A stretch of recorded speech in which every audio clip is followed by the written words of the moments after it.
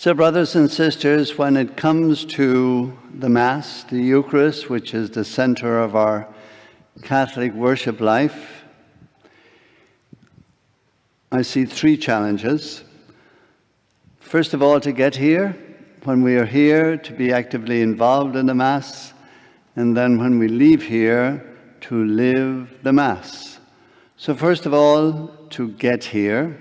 So you are here, so you have met the first challenge. And all of you who are joining us on live stream, I'm delighted at least you're joining us in that way, and hopefully you can be here physically with us soon. The second challenge is, of course, that when we actually come here to be actively engaged in the Mass, at any given Mass we can be actively engaged, singing, praying, listening, receiving the Eucharist with devotion, or we can be kind of what we call silent spectators. We're here, but our minds somewhere else. We're not really singing and so forth. So that second challenge is to be actively engaged in the Mass.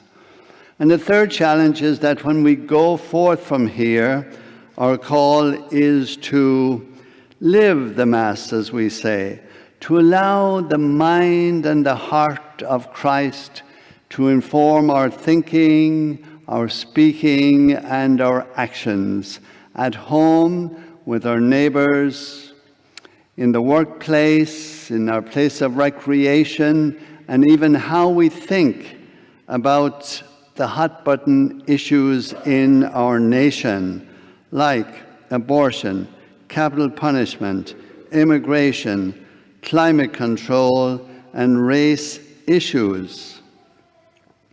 Now, as you probably know, when a priest begins to speak about these issues, people say, I don't want to hear about politics and church.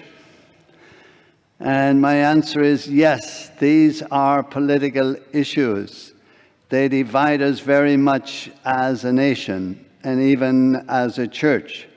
But they are not just political issues, they are also moral issues. They are also gospel issues.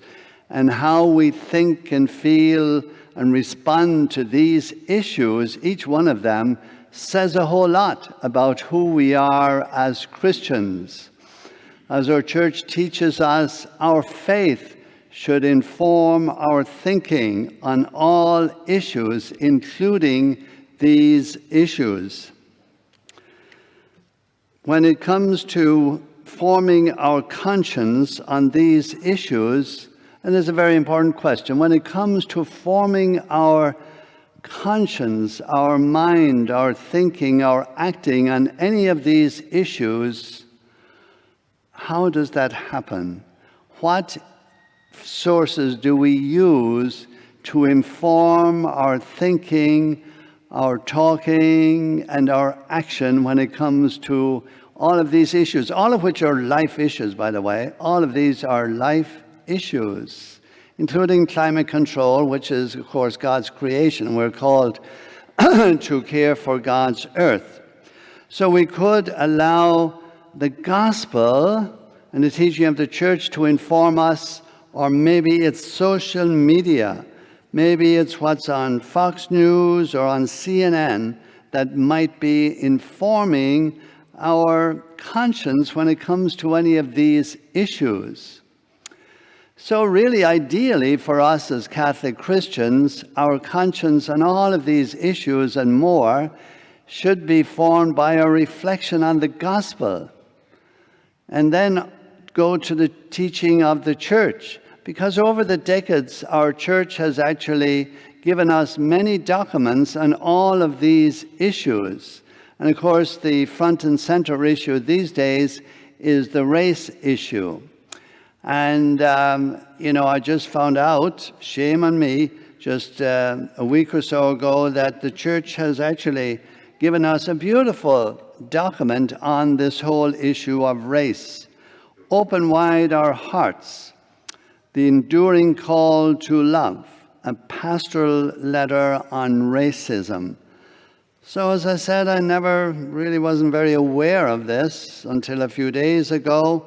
And last night I read several pages, about 10 pages in, and the headings: the Indian experience in America, the African American experience in America, the Hispanic experience in America. And it was made for sad reason, because it really outlined the terrible treatment of these three groups of people in this country. Of course, in the past it was much worse than it is today. But the challenge for us today is to see to what extent is there still mistreatment of these groups or any other group in our country.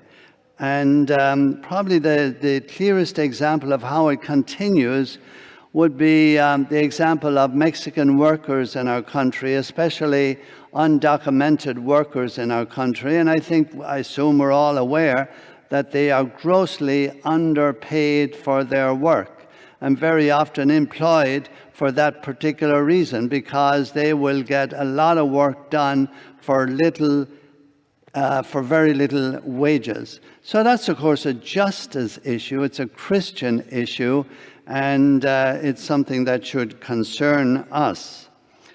The vast majority of us here, of course, grew up in middle-class homes. And if we're looking back, depending on our age, looking back over the decades of our lives and maybe growing up, did we notice any racist attitudes or behaviors, words spoken in our home? And that's an interesting question to ask. I ask myself that question. I grew up in Southern Ireland on a farm. There were no black people, no Mexican people there. But as I look back, I grew up in a racist home. Why do I say that? Well, we had farm workers, we had farm laborers, hired hands, and they were treated very much as second-class citizens. So very close to where I slept, next door, we had a horse's stable, and upstairs, that's where John Keating, a wonderful man, slept. He was paid poorly, and definitely he was not seen as our equal. So, of course, when it comes to racism, it can be against other races, but even it applies to the white race as well, especially white poor people, whether it's here or somewhere else. So the invitation there, my brothers and sisters, is to just ponder just our lives past and present, and how and where we are when it comes to the issue of race in our country. You know, we could be just sidetracked by seeing what's going on in Seattle and seeing the group that hijacks or continues to hijack peaceful protesters who are looking for justice. And we shouldn't get sidetracked by them. We should look at what are the real issues people are talking about, and how do we feel about them. So I have a suggestion this week.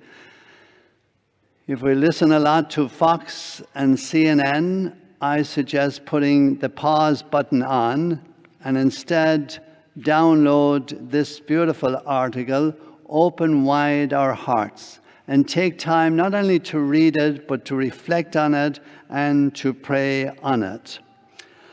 And just a final question for your thinking. When it comes to issues, these hot-button issues, and maybe when we find ourselves disagreeing with the church's teaching, why is that? Why are we disagreeing? Is it because we have carefully reflected on these issues, prayed upon these issues, or is it because of what we have heard on social media? Are we being more informed and formed by these sources rather than the sources of our church. So let's just take a moment now to reflect on all of this.